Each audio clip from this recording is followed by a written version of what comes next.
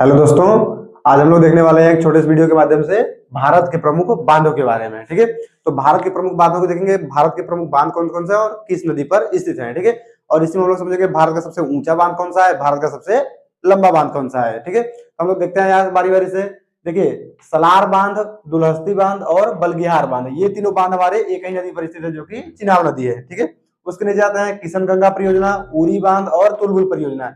ये तीनों हमारे जो है वो झेलम नदी पर स्थित है। उसके बाद आता है हमारा भाखड़ा बांध, सतलज नदी, पोंग बांध, ब्यास नदी, चमेरा बांध, रावी नदी, नाथपा झाकरी बांध, सतलज नदी। यहाँ पे हमारा आता है टिहरी बांध। टिहरी बांध जो कि है भागीरथी पर स्थित है।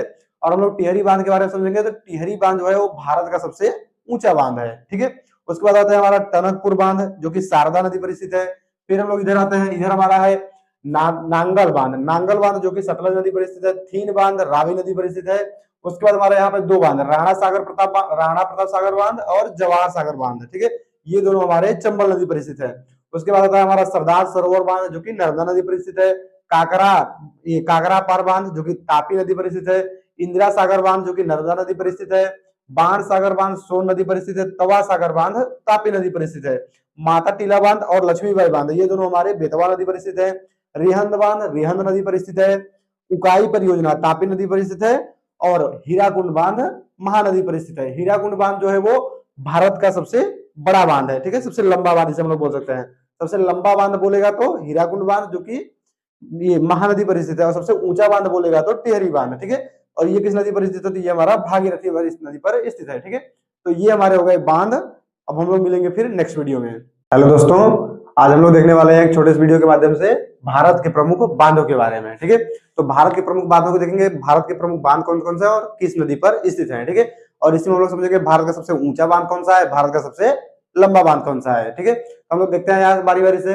देखिए, सलार बांध, दुलहस्ती बांध और बलगिहार बांध, ये तीनों बांध हमारे एक ही नदी पर स्थित है जो कि चिनाब नदी है। ठीक है, उसके नीचे आते हैं किशनगंगा परियोजना, उरी बांध और तुलबुल परियोजना। ये तीनों हमारे जो है वो झेलम नदी पर स्थित है।